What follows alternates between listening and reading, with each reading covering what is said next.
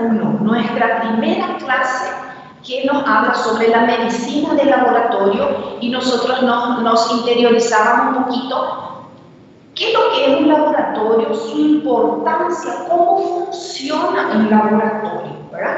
Desde el momento que recibe esa solicitud de examen del médico y hasta que nosotros le demos un retorno al médico y él recibe esos resultados. Entonces, para todo ese, hay un proceso largo implicado allí, que inclusive demora días, ¿verdad? Hay exámenes que demoran 2 semanas, 3 semanas. Si yo pido una prueba genética, muchas veces demora más de un mes, 30 días para venir el resultado. Entonces hay periodos, días extensos, desde ese momento que recibimos la solicitud hasta que el médico recibe ese laudo en sus manos. ¿Está bien? Entonces, en esta clase nosotros hablamos sobre eso, ¿verdad? Iniciamos acá con la definición de un laboratorio. ¿Qué es lo que es un laboratorio? Nosotros sabemos que un laboratorio clínico es un establecimiento donde se realizan las pruebas, los exámenes clínicos, ¿verdad? Con la finalidad de que ese médico pueda llegar a un diagnóstico, pueda evaluar a su paciente en tratamiento, pueda saber la prognosis, el tratamiento de su paciente. Entonces, nosotros utilizamos el laboratorio para muchos fines, ¿verdad?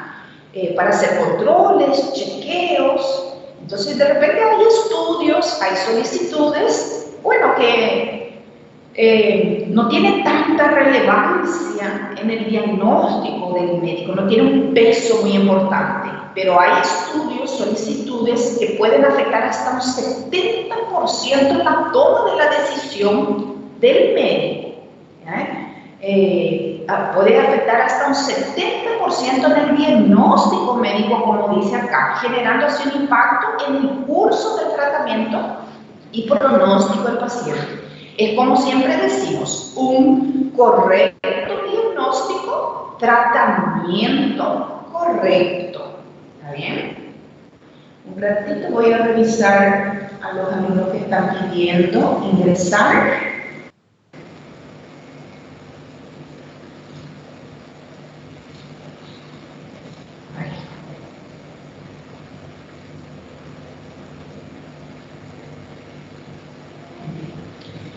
Por eso es importante ya estar todo, ¿verdad? Para la hora.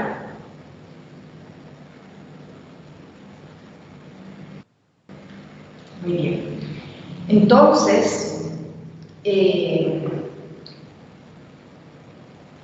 nos dice acá que esos resultados del laboratorio pueden llegar a afectar hasta un 70% del diagnóstico médico.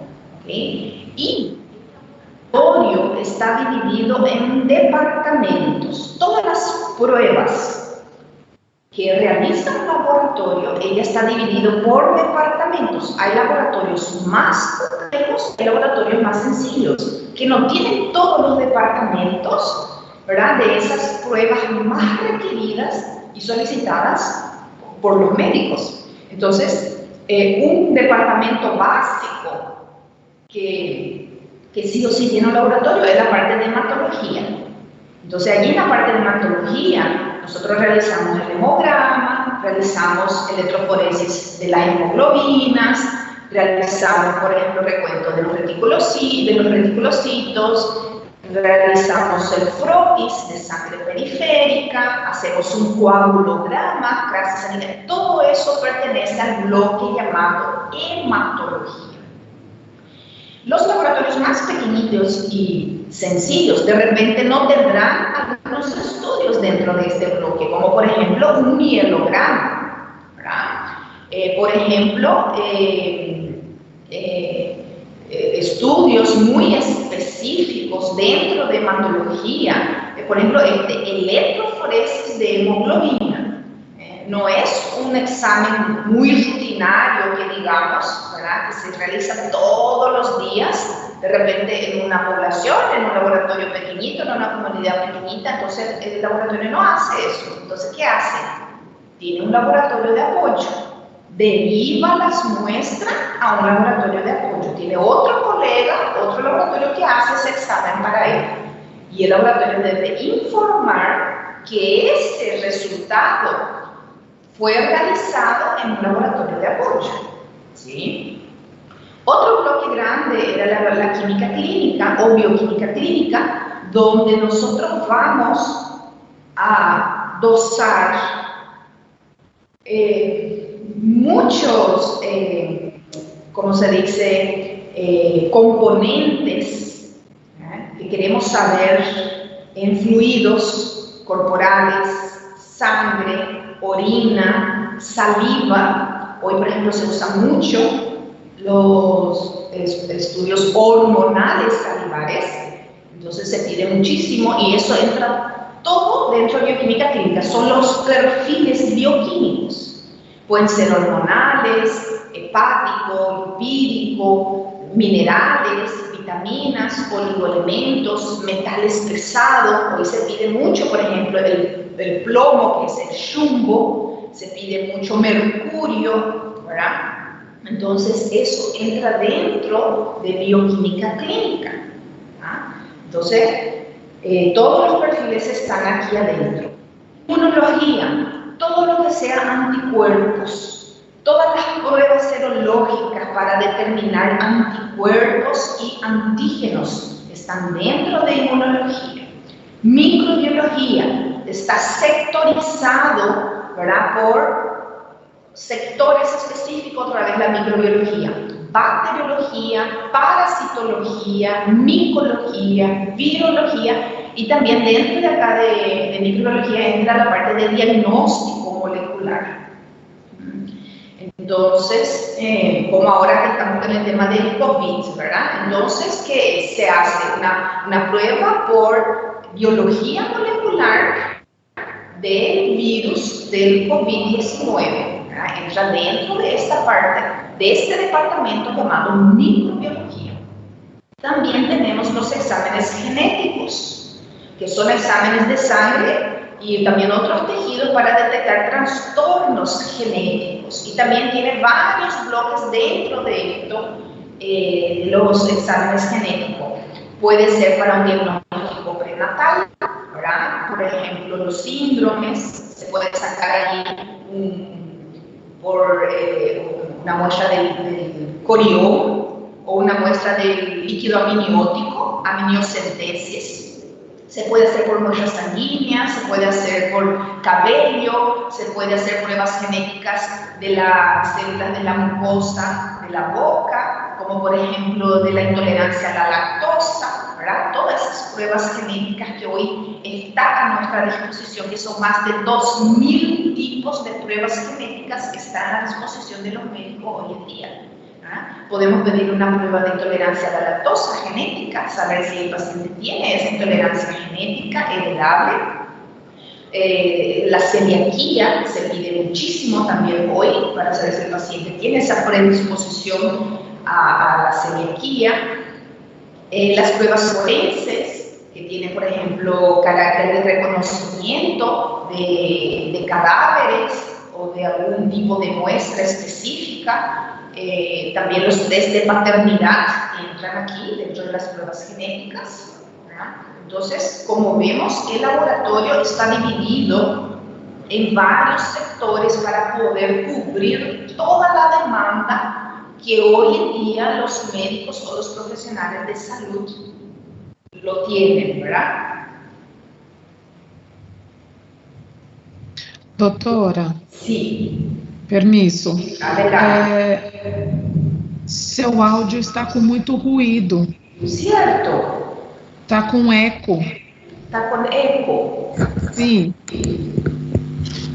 Vamos a mejorar, vamos a ver. Si me pongo acá. Sí, así es mucho mejor.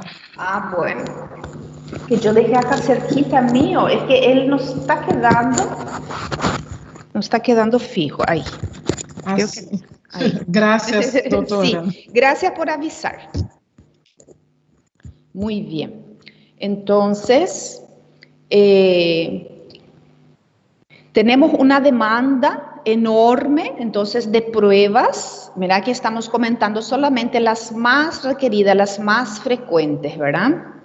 Y yo sé que es un trabajo de repente arduo para el médico conocer todos los exámenes que él puede solicitar. Por eso la importancia del médico siempre actualizado, siempre conocer qué el laboratorio tiene para ofrecer de nuevo, ¿verdad? Hoy, por ejemplo, tenemos la biopsia líquida para cáncer de próstata. Antes teníamos los marcadores de PSA, el antígeno prostático específico, ¿verdad?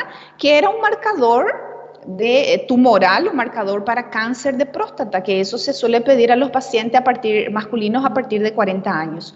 Hoy nosotros tenemos la biopsia líquida, que también con una muestra de sangre podemos determinar la presencia de antígenos tumorales presentes en la circulación del paciente, ¿verdad? Entonces, son pruebas mucho más específicas, pruebas nuevas, y que el médico siempre tiene que estar al tanto, siempre tiene que estar actualizándose. Por eso es importante conocer el laboratorio con el cual está trabajando, ¿verdad? Siempre estar informado. El laboratorio también tiene que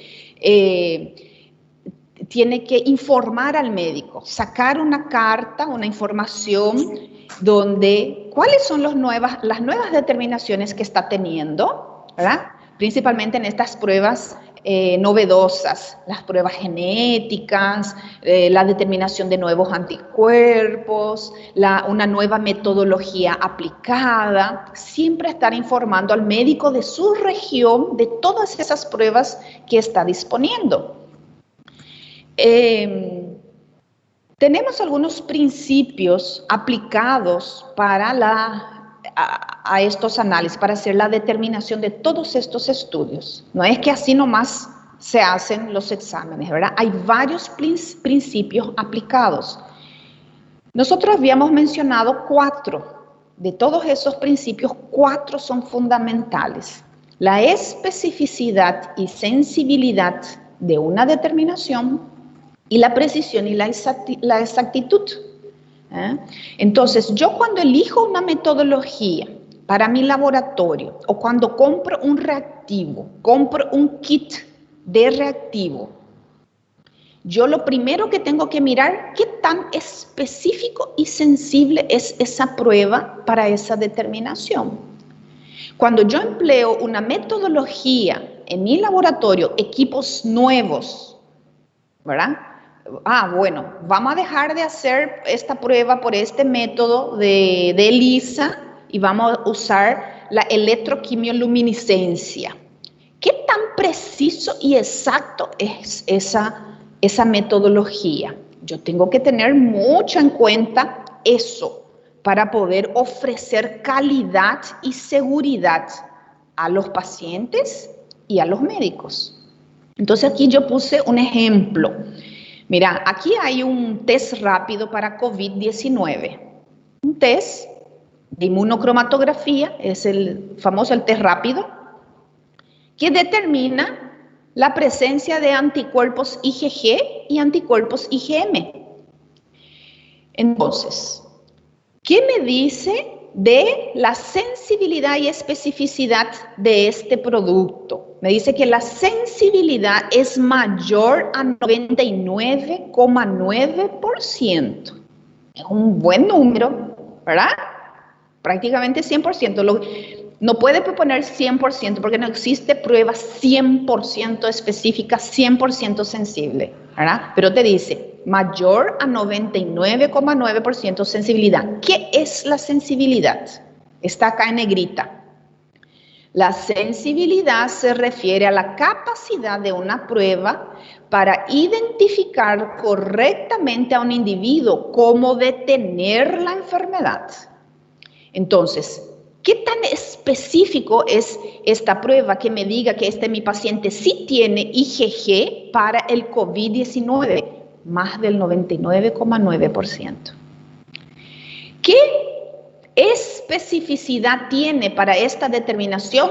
Mira, cayó un poquito, 98%. ¿Qué es la especificidad? Se refiere a la capacidad de la prueba para identificar correctamente a un individuo como libre de enfermedad, que no me dé un falso positivo, por ejemplo. El otro, que no me dé un falso negativo. El paciente está enfermo, tiene la presencia de ese anticuerpo, pero la prueba me sale negativa. El paciente, acá, especificidad, el paciente no tiene la IgG para el COVID, pero me sale positivo, me da un falso positivo, ¿verdad? Entonces, ¿qué especificidad tiene esta prueba? 98%, es un buen número también. Anticuerpos IgM, mira cómo cae la sensibilidad. La sensibilidad de decir que este anticuerpo IgM detectado es para el COVID-19, 85%. La especificidad para decir que este paciente no tiene IgM para el COVID-19, 96%. ¿Qué exactitud tiene el valor que es exacto, ¿verdad? Un valor verdadero, que esto que yo estoy diciendo acá es verdadero, 92,9%. La exactitud es el valor verdadero. Cuanto más yo me aproximo a ese valor real, al valor verdadero, 92,9% de toda esta determinación de esta prueba. Entonces, cuando yo compro, o sea que cuando el laboratorio adquiere insumos, reactivos, pruebas, lo primero que se debe mirar es esto. ¿Qué tan sensible, qué tan específico, qué precisión y exactitud tiene esa prueba? Y eso es un mercado también, ¿sí? Es como todo lo que se vende y se compra. Hay aquel material de mayor calidad y hay aquel material de menor calidad. Aquel que es de menor calidad son más baratos. Aquellos que tienen excelente sensibilidad, especificidad, lógico, van a ser más costosos, ¿sí? Entonces, en esta parte es muy importante invertir, porque imagínate que tu paciente tenga la enfermedad y vos le hagas la prueba y salga negativo. ¿Por qué? Porque la prueba no es muy específica, no es muy sensible, no tiene buena sensibilidad. Él tenía la enfermedad, pero salió negativo. Entonces tiene baja sensibilidad. Aquí la misma cosa, puse otro ejemplo para el HIV, ¿verdad? Y así todos los kits de reactivos, los kits de estas pruebas tienen esos datos, viene inserto en sus instrucciones, y eso nosotros tenemos que mirar cuando vienen y nos ofrecen, o todos los productos que se ofrecen en el mercado, ¿está bien? ¿Cuándo perdemos la precisión? Se puede perder esa precisión de poder reproducir ese valor. Yo estoy determinando el colesterol de mi paciente y leo 3 veces el colesterol de la misma muestra y las 3 veces me salió diferente. No tengo precisión en esa prueba. Algo está fallando allí. ¿Qué puede ser? Puede ser un pipeteo inadecuado, tanto de los controles como de la muestra. Por ejemplo, acá vemos que hay una pipetita. Mira, hay una pipetita donde se debe cargar el plasma, el suero del paciente aquí. Entonces la prueba me dice que tengo que cargar 100 microlitros de suero. ¿Y qué pasa si yo cargo 20?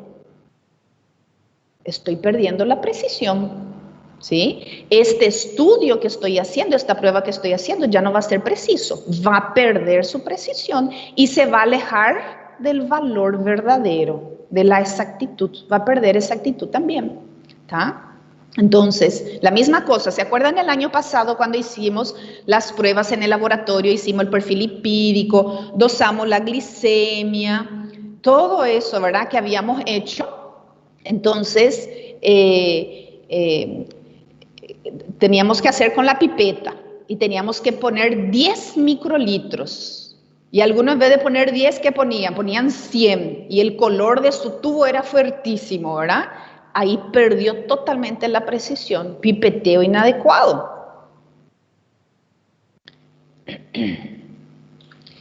Mala homogenización, siempre se debe homogenizar muy bien las muestras, los reactivos. Los materiales deben estar en condiciones adecuadas.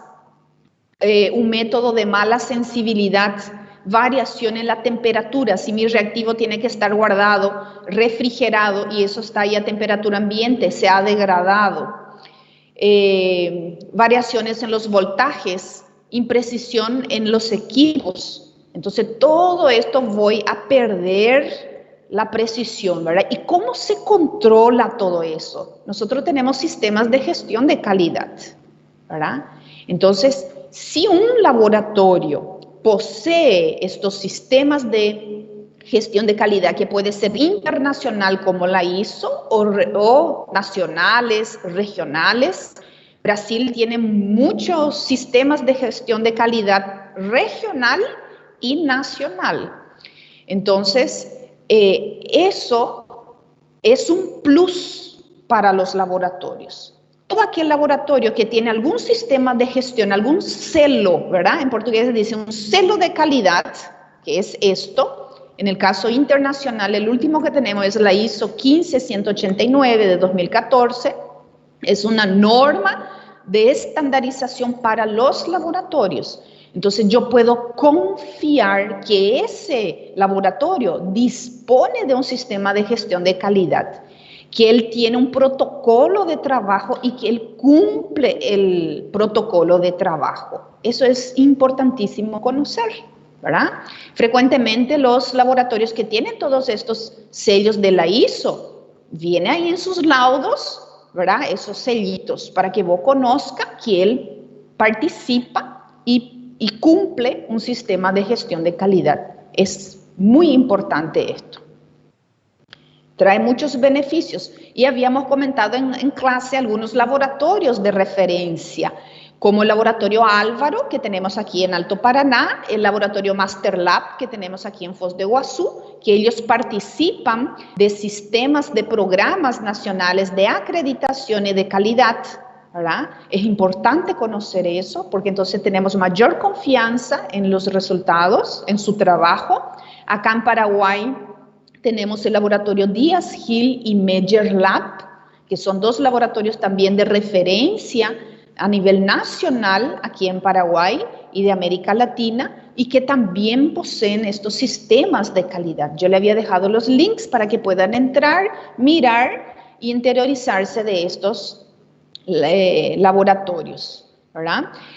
Dentro de los materiales de apoyo, yo dejé unos videos que después, ahora en la pausa, yo quiero que vayan y miren. Yo dejé un video del laboratorio de referencia en Brasil, que es el laboratorio del Hospital de Albert Einstein, que procesa miles de muestras por mes y prácticamente todo es automatizado y poseen equipos muy modernos y pruebas muy actuales. ¿Sí? Es un laboratorio de referencia internacional, inclusive referencia nacional para todo el país. ¿Sí? Entonces allí dejé un video para que puedan mirar cómo funciona un laboratorio. Creo que puse 2 videitos cortitos para que puedan interiorizarse. Después en la pausita quiero que vayan a mirar esos contenidos. ¿Está? ¿Qué tal, chicos? ¿Mejoró el audio? Sí. Sí, mejor. Sí, qué bueno. Una Voy a duda. mirar si hay más alumnos que quieren entrar. Profe, Puedes preguntar. entonces la precisión sería los medios que auxilian a llegar a la exactitud. Eso. Mi equipo, mi metodología, el profesional mismo, las pipetas. Nosotros aquellas pipetitas, ¿se acuerdan las micropipetas que nosotros tomamos las muestras? Cada Sí. 6 meses tiene que calibrar.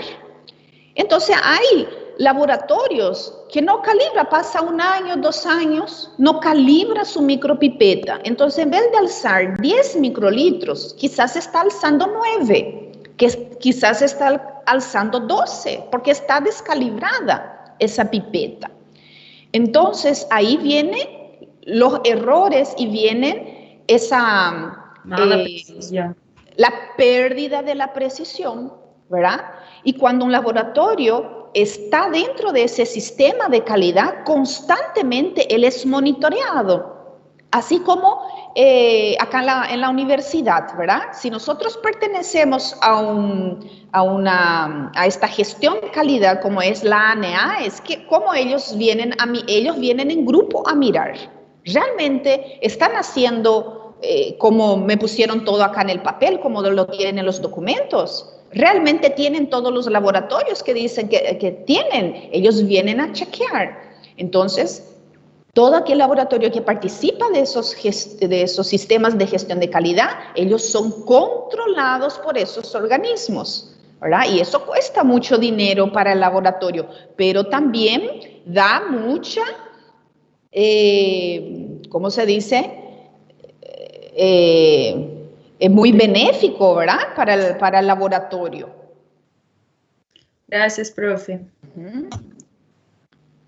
Entonces, entré creo que en otro...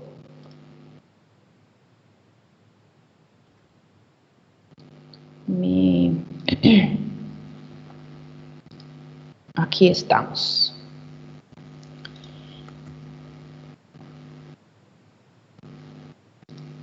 Entonces, acá empezamos en lo que es todo el procesamiento, ¿verdad? De todo el procedimiento que realiza el laboratorio está dividido en 3 etapas. ¿Consiguen ver mi slide? No. No. ¿No? No se ve. Solo un poquito acá. Voy a ver para compartir otra vez.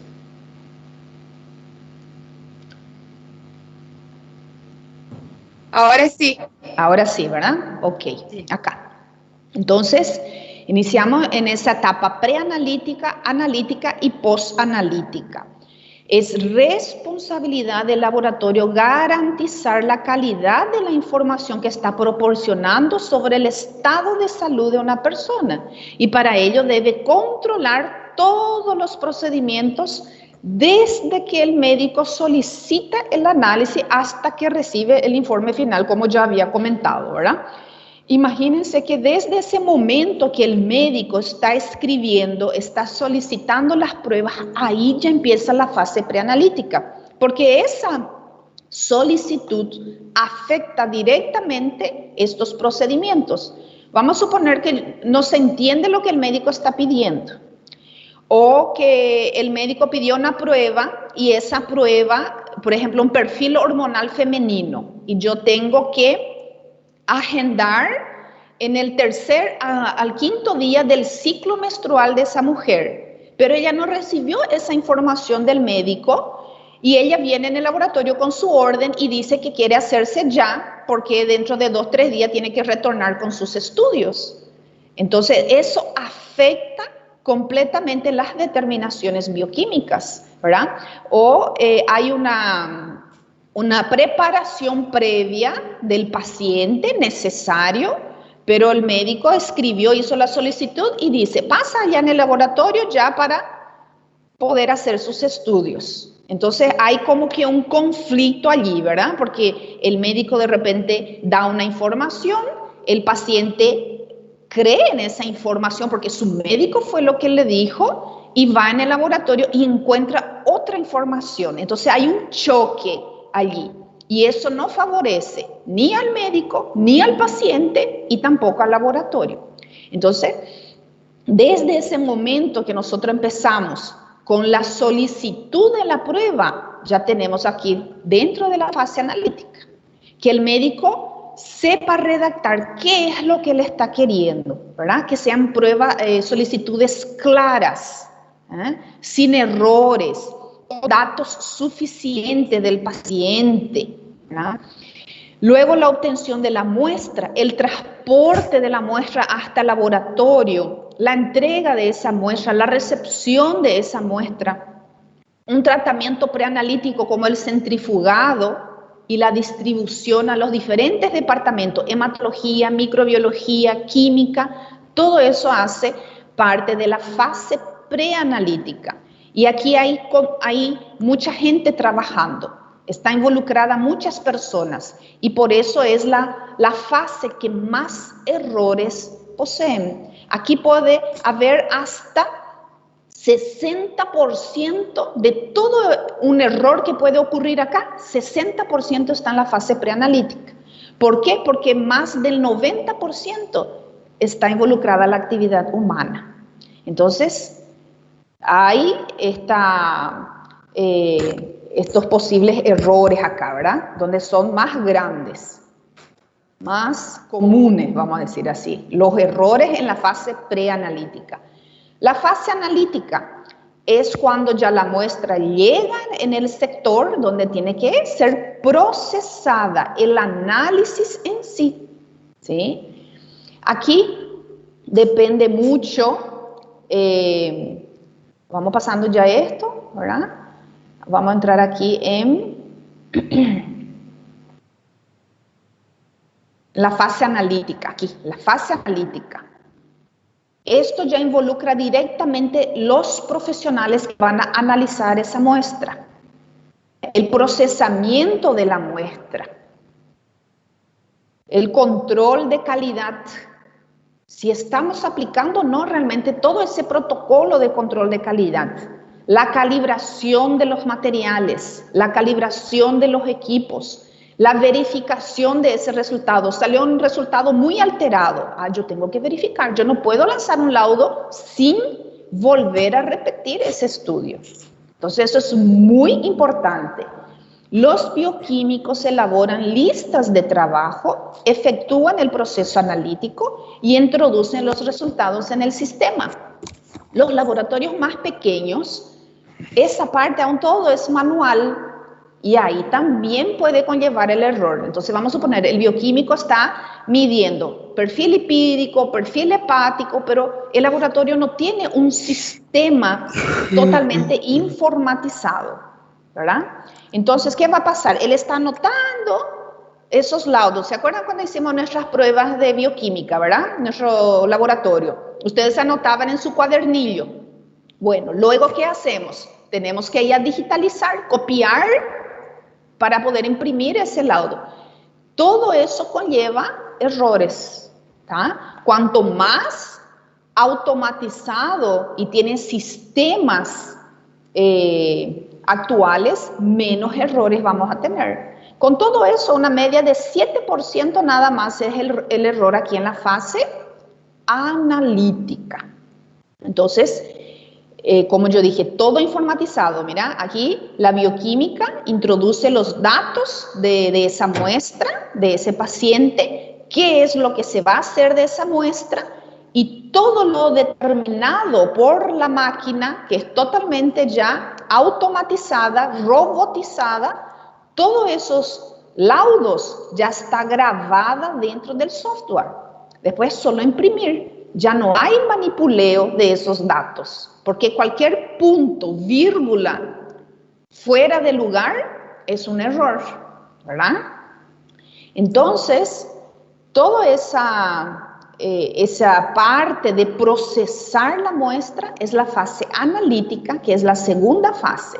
Y así los laboratorios están divididos en sectores, ¿verdad? Cada profesional en su sector. Hematología, bioquímica clínica, microbiología, genética, en departamentos. Eso sería lo ideal, ¿verdad?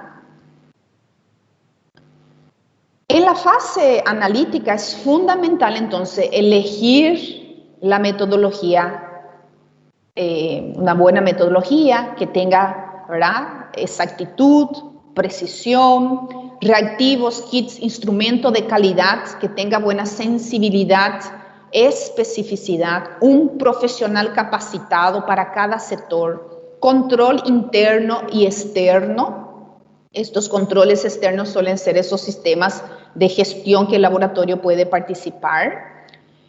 Sueros controles, eso es muy importante, cada tanto estar haciendo los controles de todos los aparatos, de toda la metodología, un tiempo óptimo de procesamiento, ¿verdad? Esa muestra que llegó allí a las 6 de la mañana, que fue extraída del paciente a las 6 de la mañana, ¿qué hora empieza a procesar? Tiene que ser lo más antes posible. No es que está allí, deje las 6 de la mañana y empieza su procesamiento a la 1, a las 2 de la tarde. Esa muestra ya se ha deteriorado, ya no se va a hacer la misma determinación, se ha perdido la precisión allí, ¿verdad? Manuales de procedimiento, todo laboratorio tiene que tener sus manuales de procedimiento. Acá se trabaja de esta manera, y se debe cumplir, ¿verdad? Rapidez en las técnicas que lo requieren. Un laboratorio tiene que estar capacitado para trabajar con pedidos de urgencia. Entonces va allá el paciente y dice, mira, este paciente necesita urgente esto. Él tiene que estar capacitado para responder a la altura, ¿tá? Más si son los laboratorios de los sanatorios, de los hospitales, ¿verdad? O que están alrededor de los hospitales. Y luego viene la última fase, la fase post-analítica. En esta fase también, como hay mucho personal trabajando para el copiado del material, guardar laudo, guardar muestra, es el chequeo final. Hay mucha persona trabajando aquí y hay, mira, un 40% de todos los errores que puede haber en todo este procedimiento puede ocurrir aquí, en la fase post-analítica. Es fundamental personal administrativo capacitado, hay que revisar esos resultados, validar los resultados. Muchas veces el médico recibe un laudo y que no condice con su paciente, con la clínica del paciente. Muchas veces es así, vos esperás un resultado pero te viene otro. Entonces el médico, ¿verdad? Parece que duda. Entonces llama al laboratorio y dice, ¿se repitió esto? ¿Se validó estos resultados? Porque acá está pareciendo que mi paciente tiene un problema renal, pero el paciente nunca tuvo problema renal. Acá me está apareciendo su urea, su creatinina, su ácido úrico muy fuera de rango. Y este paciente siempre tuvo dentro de rangos estos valores, ¿verdad?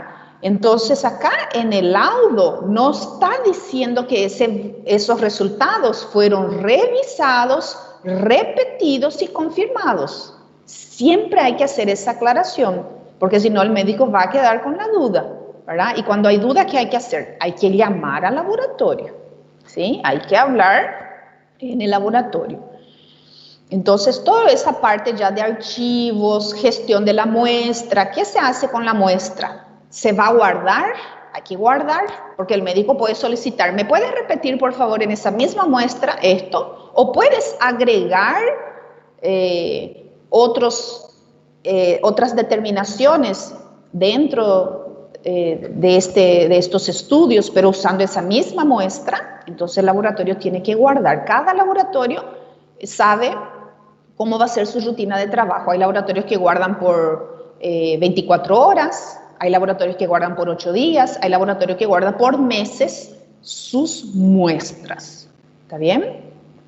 Y en esta fase post-analítica, en la tercera etapa, está entonces esto, de lo informe, ¿verdad? Que nosotros habíamos hablado muchísimo esto en clase, que ese formato del informe debe ser exacto, debe ser claro, no puede ser ambiguo. Tengo que tener valores de referencia significativos para mi población. Debe ser completo, debe ser de fácil interpretación. A veces vos agarras un laudo y no encontrás, por ejemplo, dónde están los valores de referencia. No encontrás en qué tipo de muestra fue hecho la determinación, si fue en sangre total, si fue en plasma, si fue en suero, si fue en saliva, ¿sí? Entonces, por ejemplo, hay muchas determinaciones que se puede hacer por quimioluminiscencia, electroquimioluminiscencia, se puede usar ELISA, se puede usar ELFA, ¿verdad? Y no está especificado acá, en el laudo. ¿Cómo el médico va a tener confianza? ¿Cómo se hizo este estudio? ¿Qué método utilizó? Por eso acá dice, tiene que ser completo. De preferencia incluso, ¿qué hora se tomó la muestra del paciente? ¿Qué hora fue hecho la coleta? ¿Cuántas horas de jejum, de ayuno el paciente estaba? Cuanto más información valedera, precisa tenga ese informe, más seguridad vamos a tener al leer ese informe. Ese informe debe ser rico, debe tener riqueza de contenidos, debe ser completo, ¿sí? Identificación del laboratorio, valores de referencia representativos. Entonces acá después ustedes leen otra vez todo esto que yo le puse aquí, ¿verdad? ¿Qué debe de tener todos estos informes? De repente, acá yo le puse, mira, analiza tus últimos resultados de análisis clínico realizado y verifica si todos estos datos están.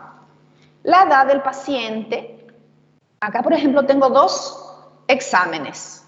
Acá dice fecha, lunes 10 de febrero de 2020, paciente Wilson Henry Martínez Blanco, el médico, hora de la coleta. No me dice la edad del paciente, no me dice el sexo del paciente, por ejemplo, ¿verdad? Acá me dice hematología, hemograma. Acá abajo dice autoanalizador hematológico. Entonces acá tenía que completar de qué muestra fue hecho este hemograma. Sangre total con EDTA. Faltó ese dato también, ¿verdad? ¿Dónde están los valores de referencia de glóbulo rojo, glóbulo blanco, de la hemoglobina, del hematocrito? ¿Dónde están todos los valores de referencia de los índices hematiméticos? No hay. Miren acá, este hemograma no tiene valores de referencia. Entonces, uno de los requisitos de estos resultados es tener unidades de medidas y intervalos de referencia representativas. Mira, no tiene nada esto. Aquí otro. Mira, este es de mi hijo, Lucas Alejandro Damaya. Un hemograma. Se hizo en un laboratorio. Aquí, hemograma también. ¿En qué se hizo? ¿Qué sangre? ¿Qué muestra? ¿Estaba en ayuno? ¿No estaba en ayuno? ¿Qué hora fue la coleta? ¿Cuántos años tiene? ¿Qué más? Metodología. ¿Qué equipo se utilizó para hacer esto? Miren acá el formato. Hematis me dice acá 5.130.000 por milímetro cúbico. Ya está unido acá. Volumen corpuscular medio. Mira, no tiene estructura, no tiene formato. Me dice acá, hematocrito 46%, al lado ya está la hemoglobina corpuscular media. Mire acá, está todo fuera de línea. El formato está horrible, ¿verdad? Poco claro. ¿Dónde están los valores de referencia? No existe valor de referencia. Miren la fórmula leucocitaria. ¿Qué unidad de medida es esto? ¿Qué unidad de medida es esto? ¿Es unidad? ¿Es porcentaje? ¿Microlitros? Unidades por mililitros? No hay ninguna unidad de referencia, unidad de medida aquí. Entonces, hay que cuidar y hay que hacer las sugerencias para esto, ¿verdad? Hay que llamar en el laboratorio y decir cuáles son las unidades de medida, los valores de referencia que ustedes utilizan. ¿Sí? Entonces aquí está un resumencito de cada una de esas fases. ¿Qué entra dentro de cada fase? Quiero que lo vuelvan a leer, que lo vuelvan a mirar y los porcentajes de los errores que puede ocurrir en cada fase. ¿Sí? Y era esto por último, ¿verdad? ¿Qué espera el paciente de laboratorio? Un trato personalizado. ¿Qué esperamos nosotros cuando nos vamos al laboratorio? Un trato personalizado. Sentir seguridad, ¿verdad? Que esos exámenes que se están procesando es seguro. que la metodología de punción que me van a aplicar es seguro, que todos esos materiales desechables que se van a utilizar en mí realmente son desechables. Por eso siempre, ¿se acuerdan de nuestra práctica de bioquímica? Abrir los materiales desechables en frente al paciente, ¿verdad?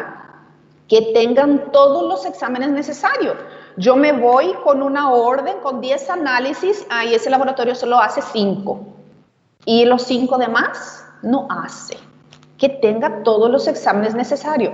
Si no tiene para hacer los demás, ¿qué se hacía? Se derivaba. Yo tengo que tener un laboratorio de apoyo para que me haga esas determinaciones que yo no tengo la capacidad de procesar. ¿Por qué? Porque el equipo es caro, porque el análisis es costoso, tiene poca salida, pero hay laboratorios mayores de apoyo, ¿verdad? Que las instrucciones sean claras y precisas, de preferencia tiene que estar escrito para poder entregar al paciente, y que los exámenes también sean de bajo costo, ¿verdad? No pagar un absurdo por los estudios. ¿Qué espera el médico de laboratorio? Resultados confiables, información oportuna, que yo esté allí cada tanto dando información de las nuevas determinaciones que tengo, horario de atención, si hago coletas a domicilio, si hago coletas bajo agendamiento, personal calificado. ¿Y nosotros qué esperamos de los médicos? ¿Qué vamos a esperar de ustedes? Las órdenes de exámenes claras, ¿verdad? Médico informado, crítica seria y oportuna, y dar urgencia a lo que realmente es urgente. Eso es muy importante, ¿verdad? Porque nosotros tenemos una rutina dentro del laboratorio y de repente vos ya estás haciendo toda tu rutina y te viene un pedido de urgencia y realmente no era urgente. Y vos tenés que dejar todo ese proceso, ese protocolo de trabajo para poder asistir a ese paciente. Dar urgencia a lo que realmente es urgente. Y ahí todas las referencias bibliográficas, los materiales de apoyo, ¿sí? Eso está también ya dentro de la carpeta materiales de apoyo, para que ustedes lo puedan leer y interiorizarse de todos estos contenidos. ¿Estamos bien? Sí, profe. Sí, profe. Sí. Entonces, eso era una partecita de todo lo que habíamos visto, ¿verdad? Ese primer día de clase sobre el funcionamiento de un laboratorio, que es muy importante conocer, ¿no es cierto? Sí, profe. Está bien. Si hay alguna preguntita referente a esto, ¿está todo tranquilo? Tranquilo. Súper.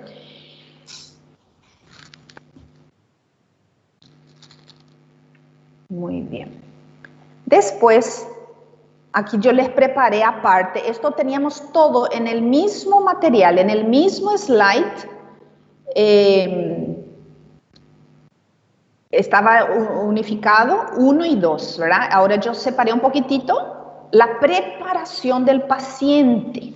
Entonces aquí repasamos toda esa área que tienen los laboratorios para procesar, y muchas de estas pruebas requieren de una preparación previa de nuestros pacientes. Algunas pruebas necesitan ayuno, otras no necesitan ayuno. Hay pruebas que necesitan suspender la medicación del paciente, hay otras pruebas que no, ¿verdad?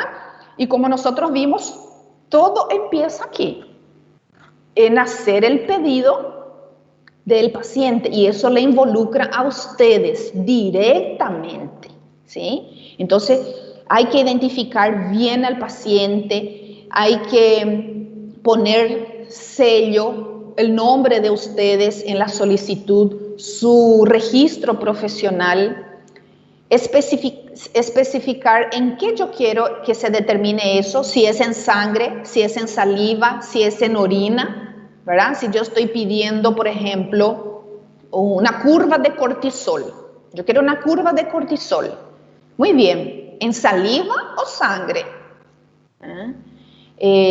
Yo quiero dosaje de proteínas, muy bien, en sangre, en suero, en orina. Entonces hay que especificar tipo de muestra y origen, ¿verdad? Y tratar de redactar bien eso, las solicitudes, porque a veces no se entiende la letra del médico y eso puede conllevar también a errores de interpretación. El médico pidió una cosa y el laboratorio hizo otra, ¿verdad? Los datos mínimos requeridos, si el paciente es de sexo femenino, masculino, fecha de nacimiento, el médico que solicita, datos de contacto del médico, porque si no entendemos ese pedido, vamos a llamar al médico para que nos aclare. Y una información clínica relevante, si el paciente está con dolor, si el paciente está haciendo algún tratamiento, si el paciente está con algún pico febril, alguna información relevante. Hay estas hojas de solicitudes preformadas, ¿verdad? Ya está ahí con todos los estudios, los principales, y el médico marca, señala. Entonces, esto, por ejemplo, mejora esa parte de errores de la interpretación, ¿verdad? Pero hay muchos médicos que no les gusta esto, porque el médico quiere escribir, porque para cada paciente es diferente, ¿eh? Entonces el médico presenta las dudas, la historia clínica del paciente, va pensando qué es lo que voy a pedir, ¿verdad? Pero a muchos médicos les gusta tener aquí todos los posibles exámenes que puede pedir, así tampoco no se olvida de repente de solicitar ninguno, ¿sí? Entonces eso ya depende de cada profesional, redactar su propia solicitud o usar estos formularios que ya vienen y que casi siempre es dado luego por el laboratorio. El laboratorio entrega estos formularios de solicitud a los profesionales. Y luego ya viene entonces aquí, la preparación del paciente. Entonces, hay algunas de forma general, ¿verdad? Preparaciones para las pruebas de forma general.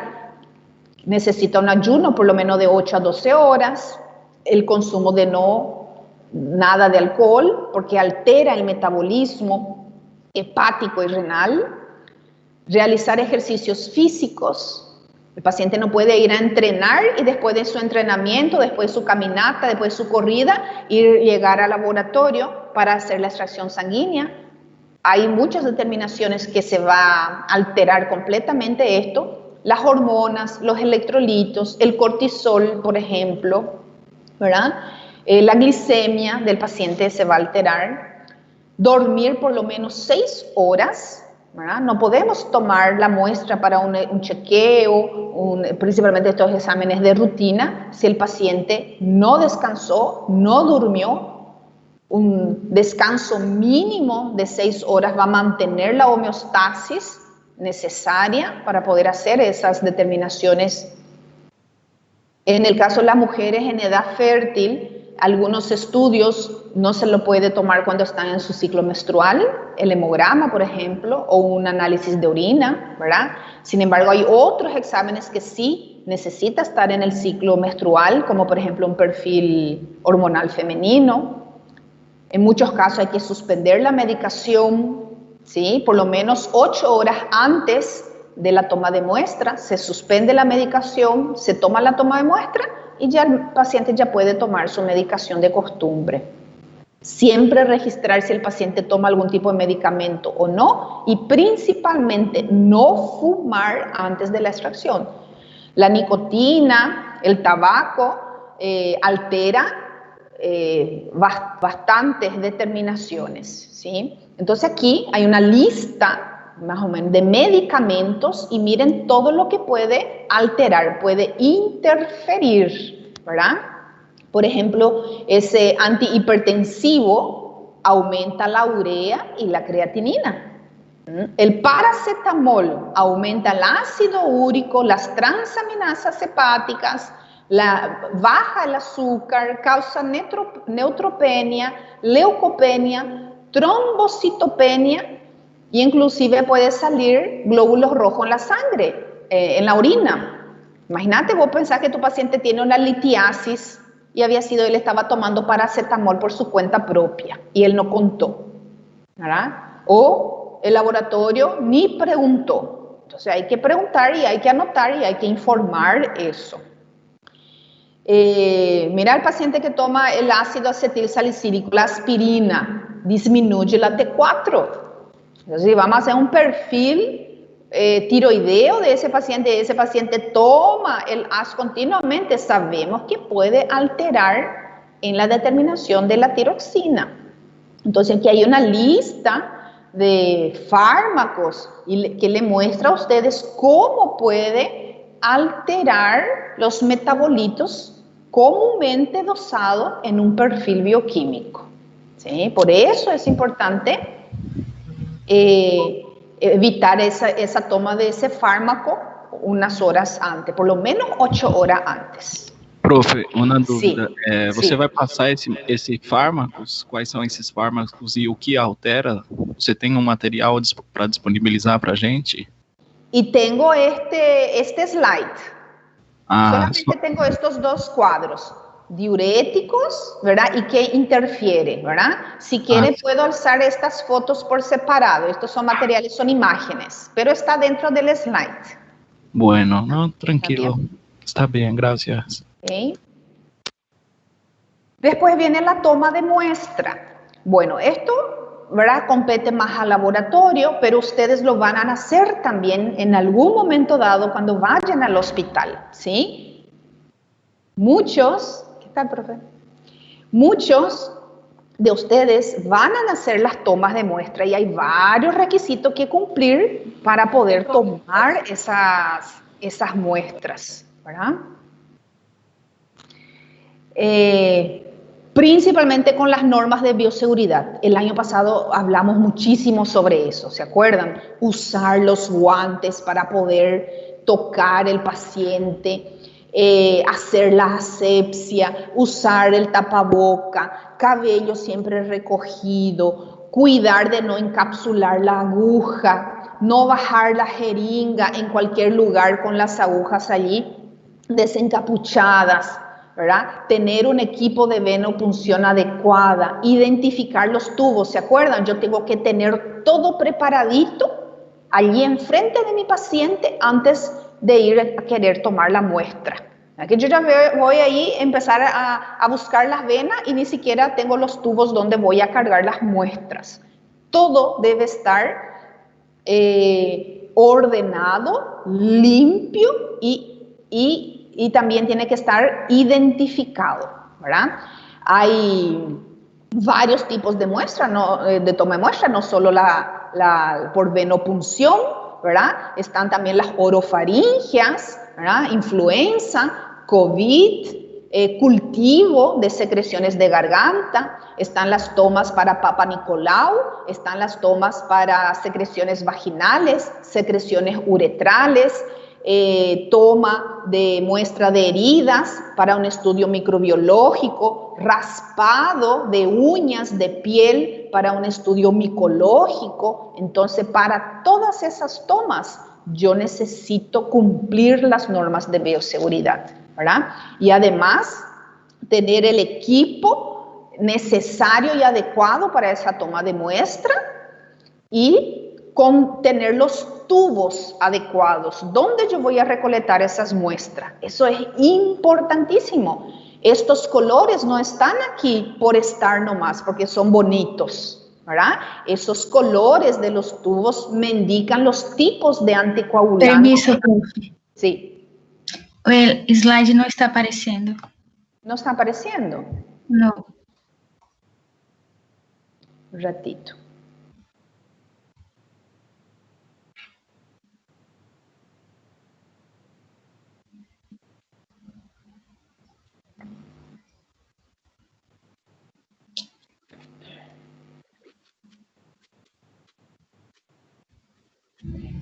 ¿Qué tal ahí? Ahora sí. ¿Sí? Sí. Entonces, como yo dije, hay muchos tipos, ¿verdad? Diferentes de toma de muestra y para todo eso yo tengo que cumplir esas normas de bioseguridad, tener los equipos adecuados, saber recolectar la muestra en un orden correcto y el uso de estos anticoagulantes, ¿sí? Saber que la tapa roja o amarilla son tubos secos, donde yo quiero que esa muestra se coagule para poder obtener suero. Suero es para medir los perfiles bioquímicos.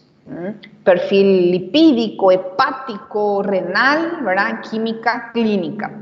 La tapa lila o rosadita es el anticoagulante EDTA. Se usa para hacer el hemograma, la hemoglobina glicosilada, ¿verdad? Se usa para recuento de plaquetas.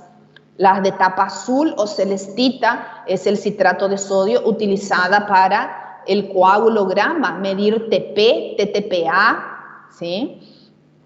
Tapa verde con heparina se usa también para algunas determinaciones en química clínica, por ejemplo, para medir metales pesados, plomo, chumbo, aluminio, mercurio.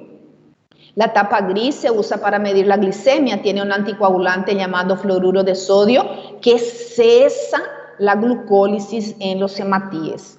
Entonces acá le pongo un cuadrito donde están los colores de los tubos con el anticoagulante y aquí le pongo para que lean un poquito qué hace cada anticoagulante.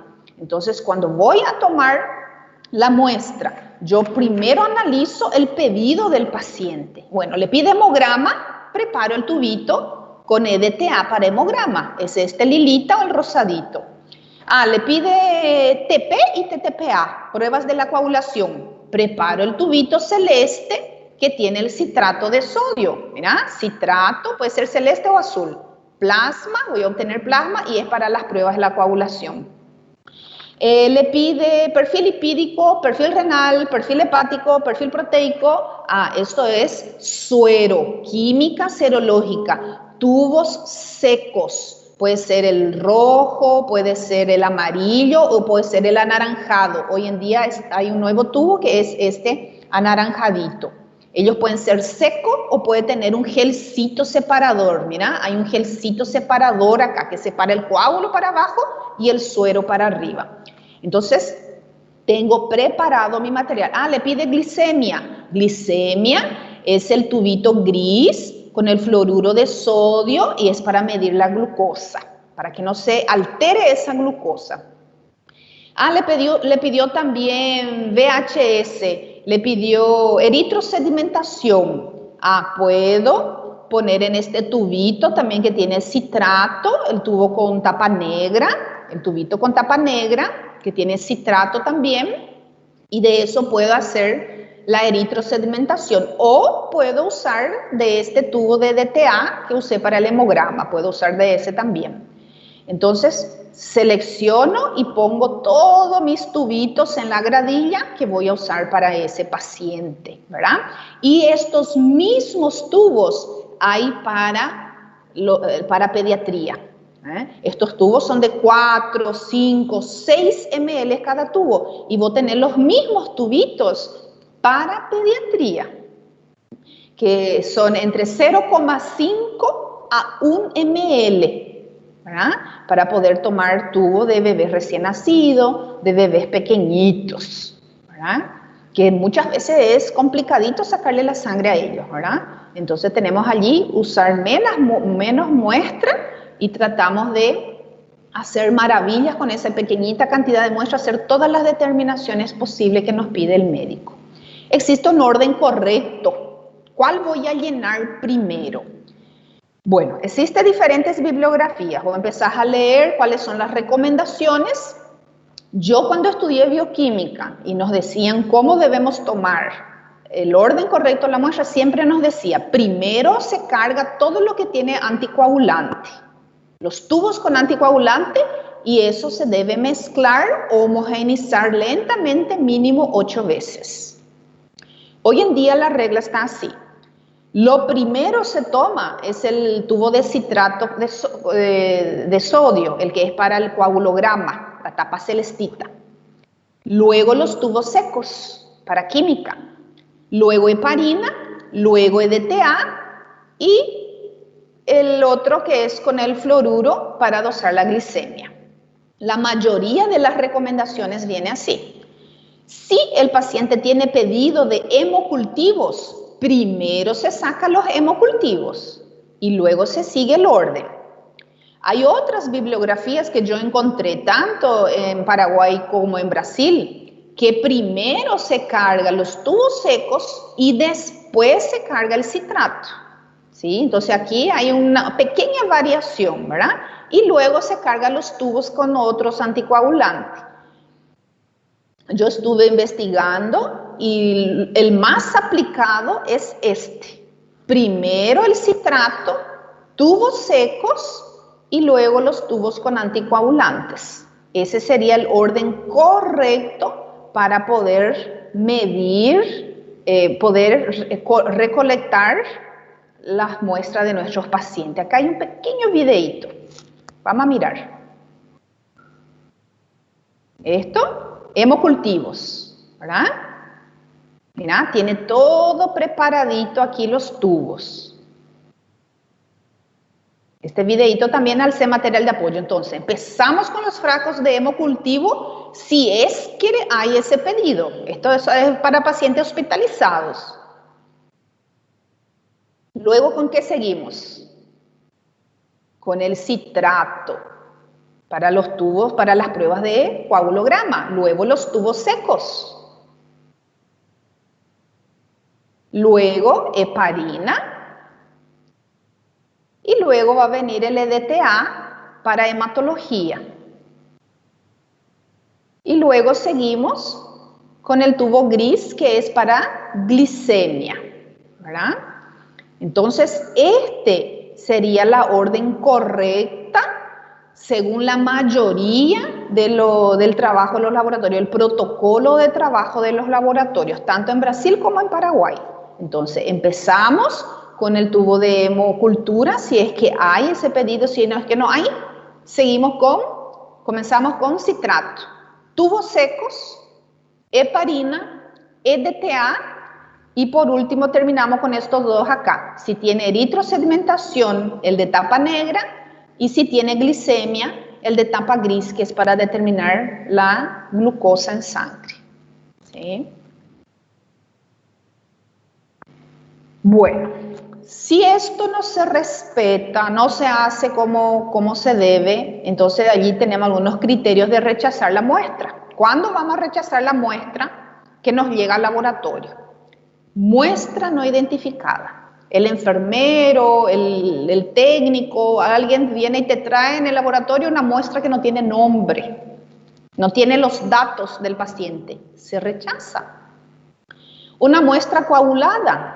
Entonces, todos aquellos tubitos que tienen los anticoagulantes, que justamente para que la muestra no coagule, son el azul, el verde, el rosadito, el gris, el negro, y viene y vos mirás la muestra y está coagulada. Se rechaza, no puedo trabajar. Imagínate un tubo para hemograma y te viene, vos tenés que medir plaquetas, tenés que contar glóbulos rojos y vos ves que está coagulado. Es imposible determinar, hacer un hemograma de esa muestra. Muestra hemolizada. Esa muestra puede hemolizar porque ya pasó mucho tiempo de la toma de muestra, porque fue una extracción mal hecha, traumática, ¿verdad? Entonces se rechaza también, más si tengo perfiles bioquímicos que medir, enzimas hepáticas, eso no me va a servir. Muestras lipémicas, en caso de que el paciente, se confirma que el paciente no cumplió las horas de jejum, de ayuno, y esa muestra está llena de kilomicrones, esa muestra está turbia, blanquecina. Entonces, si confirmo que el paciente no cumplió jejum, se rechaza. Ahora, si mi paciente me dice, no, yo cumplí 12 horas de ayuno, 10 horas de ayuno, entonces este paciente posiblemente tiene una dislipidemia. Cuando la muestra es insuficiente, tengo que respetar la cantidad de muestra que me dice en cada tubo. Mira, acá me dice, en este tubo me dice 3 ml, en este tubito me dice 2 ml, acá me dice 4 ml. ¿Y qué pasa si puse 1?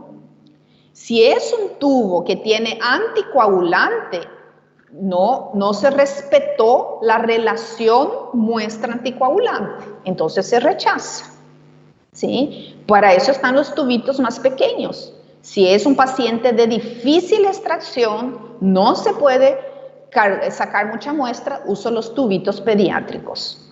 una muestra deteriorada. El paciente, o sea que el profesional sacó allí la muestra, tuvimos ya un caso así en el hospital, guardó en el bolsillo, voy a llevar de enseguida, voy a terminar acá y voy a llevar. Cuando estaba por salir de su guardia, se acordó que tenía la muestra guardada en el bolsillo.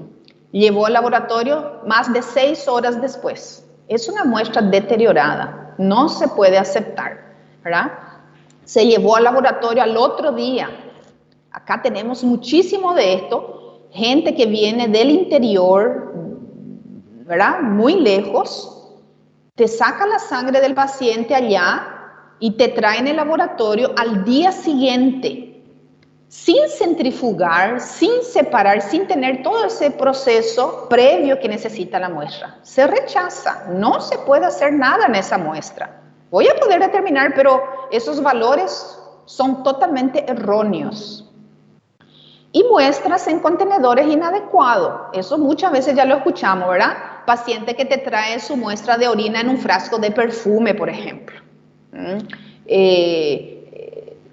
Te pidió una prueba de coagulograma y te trae el tubo de DTA y quiere que vos hagas las pruebas de coagulograma, que tenía que ser del citrato, y la sangre está en tubo de DTA.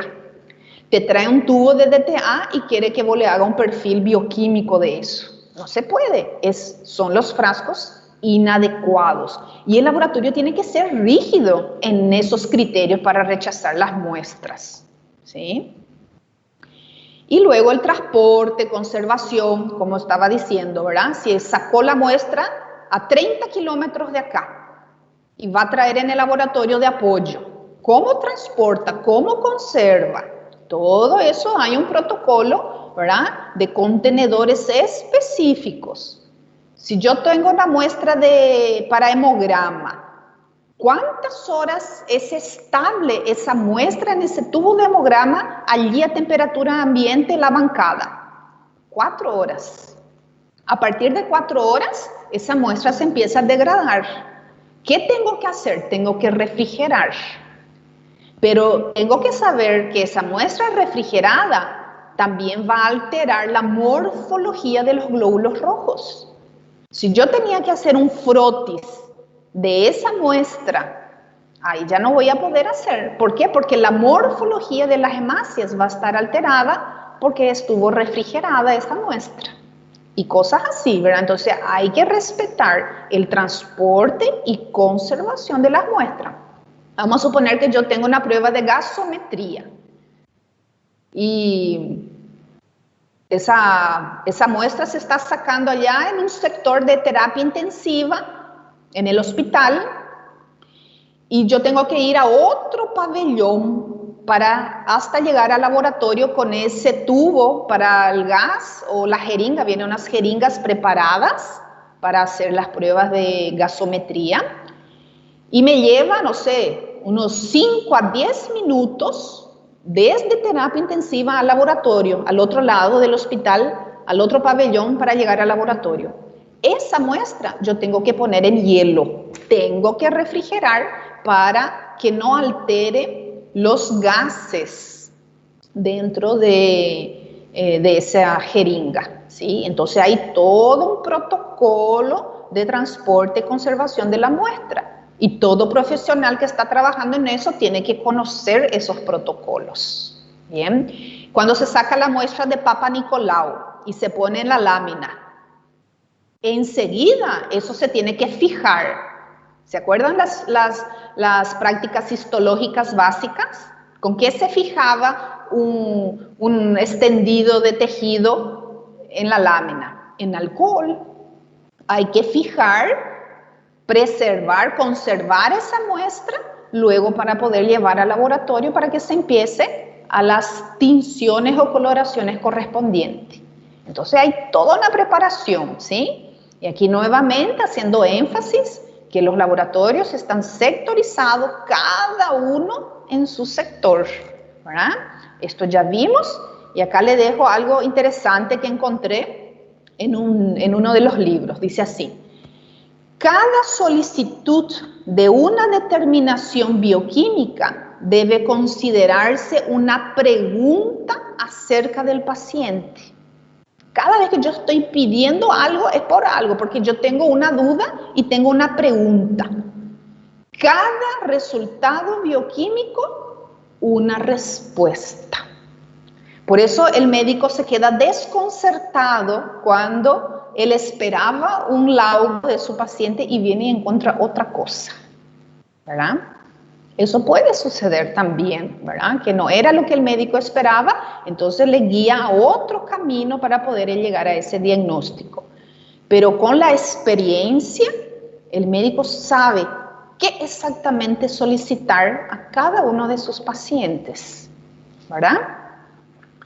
Y allí le dejo las referencias bibliográficas nuevamente, recordando que todos esos materiales están disponibles para ustedes allí en materiales de apoyo, para que puedan hacer sus revisiones.